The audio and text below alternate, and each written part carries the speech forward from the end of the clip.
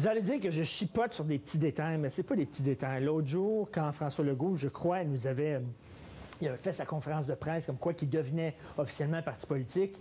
Il disait « on verra, on verra, on verra ».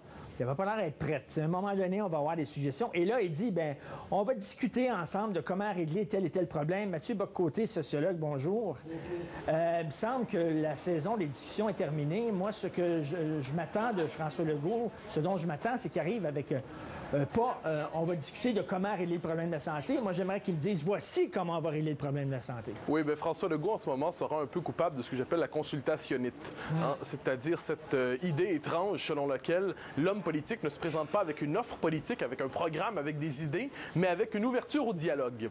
Et qu'est-ce qu'on fait? C'est qu'on a des partis politiques qui de plus en plus nous disent « je vais consulter le peuple pour savoir quel sera mon programme », mais pourtant, ils consultent tous le même peuple et à terme, ils n'ont pas le même programme. Donc, dans les faits, c'est un artifice rhétorique un peu gênant. François Legault aurait tout avantage aujourd'hui à préciser son offre politique, à éviter de jouer le jeu de l'hyper-pragmatisme, comme s'il n'y avait que des petits problèmes à résoudre sans vision d'ensemble. On sait que François Legault a une vision, on pourrait l'inviter à l'assumer véritablement, et l'alliance avec l'ADQ aurait pu lui permettre de préciser son créneau politique, le centre-droit, un centre-droit décomplexé, mais il semble encore hésiter à assumer, appelons ça le bagage d'idées qui est pourtant fondateur de son engagement. Ça me fait penser, moi, quand je regarde ça, les super groupes. Dans les années 70-80, on fondait des groupes musicaux en prenant Mick Jagger, mettons, puis on va prendre un autre David Bowie, puis on prend rien que des gros noms comme ça, puis on faisait des super groupes. C'était tout le temps extrêmement mauvais parce que chacun essayait d'enterrer l'autre avec sa voix, puis tout ça. T'sais. On ne fait pas un groupe avec des gens qui sont tous des ténors, mettons. Ça me fait penser à ça, là, Legault. Il y a une cohérence qu'il ne faut pas contester au programme, disons, au projet de Legault. Depuis le début des années 2000, et Éric Duhem aurait pu vous en parler, le nationalisme québécois se détache peu à peu de la social-démocratie et tend de plus en plus à s'allier avec le centre-droit. C'était en 2002 avec la montée de l'ADQ, 2002-2003, avec les Lucides en 2005, avec l'ADQ encore en 2007.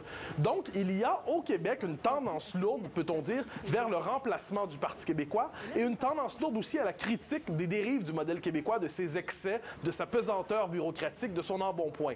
Il y a aussi une tendance lourde vers la réaffirmation de l'identité québécoise sans que ça passe par la souveraineté. Donc, on l'avait vu avec la crise des accommodements raisonnables.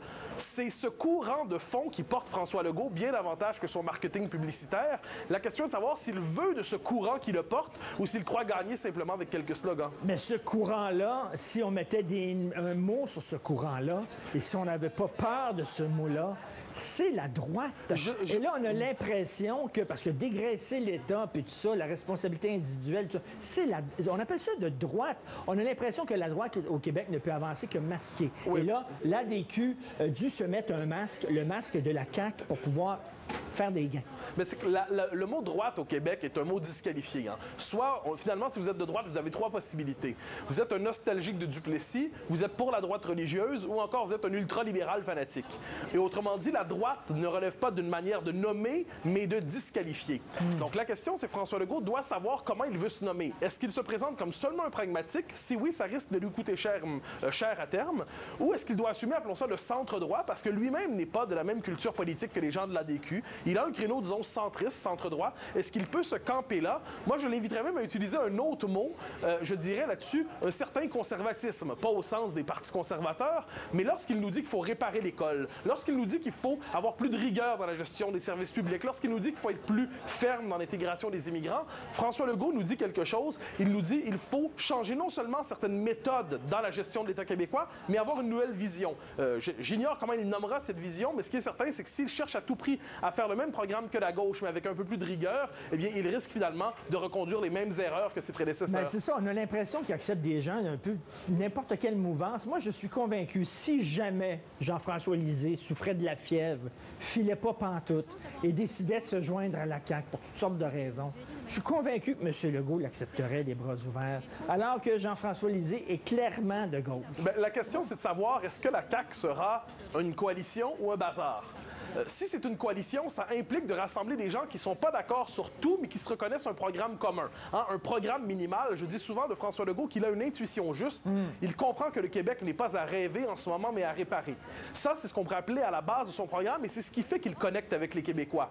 Une fois que c'est dit, pour que ça soit une coalition, il faut qu'il y ait un programme ferme. Donc, on quitte la consultationnite, qu'on cesse de dire il faut discuter, dialoguer et poser un programme. Et une fois que ce programme est fait, on dit si vous êtes d'accord, adhérez malgré vos divergences sur autre chose. Mais sinon, ça risque effectivement de devenir un bazar. C'est-à-dire, si vous tenez ensemble Marlene Jennings et François Rebello, les ultra-fédéralistes trudeauistes et de l'autre côté, des souverainistes non repentis mais qui croient que l'indépendance ne se fera pas demain matin, là, ça risque de devenir un bazar. Et un bazar, normalement, ça n'attire pas grand public et encore moins des gens de qualité. Mathieu Bock-Côté, j'aimerais revenir sur Gilles Duceppe avec vous. Oui. Vous pensez quoi de ça? Est-ce que c'est un assassinat politique qui porte la signature de Pauline Marois? Je ne sais pas si ça porte la signature de Pauline Marois, mais c'est certainement un assassinat politique.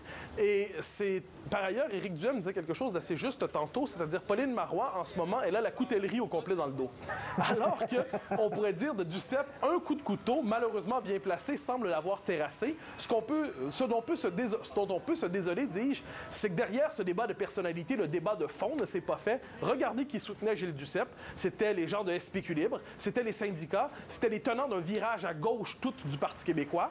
Et de l'autre côté, Pauline Marois, qui avec ses qualités, avec ses défauts, est en train de transformer son, appelons ça, son entêtement en persévérance. Et si elle décide, dans une course à trois, de mettre le cap sur les enjeux qui peuvent servir le Parti québécois, donc pas à gauche toute, mais le fameux programme identitaire qu'elle met de l'avant depuis quelques années, Pauline Marois pourrait peut-être permettre à son parti de survivre parce qu'il est en risque de disparition, mais pourrait peut-être même lui permettre, qui sait, de surprendre. Mathieu Bock-Côté, vous dites un coup de couteau bien placé qui a terrassé Gilles Duceppe. Moi, je dis, c'est une pichenotte puis il est tombé. Mais certains auraient tendance à croire que Gilles Duceppe n'aimait pas lutter pour le pouvoir. Il aimait recueillir le pouvoir à la manière d'une couronne. Je disais souvent de Duceppe qu'il avait compris cette vieille idée romaine, c'est-à-dire Brutus ne récolte jamais les lauriers de César. Celui qui porte le coup de couteau ne récolte pas la couronne. Duceppe avait peur manifestement du combat politique avec Pauline Marois et on a vu à la fin, il faut le redire... Et pour utiliser un anglicisme, il a choqué. Oui, ça c'est un terme finalement. On disait quelquefois que François Legault était le choker, finalement, peut-être Gilles Duceppe. Les chokers. Merci beaucoup, Mathieu Bock-Côté. Toujours un plaisir. On se voit demain à 10h. Bonne journée.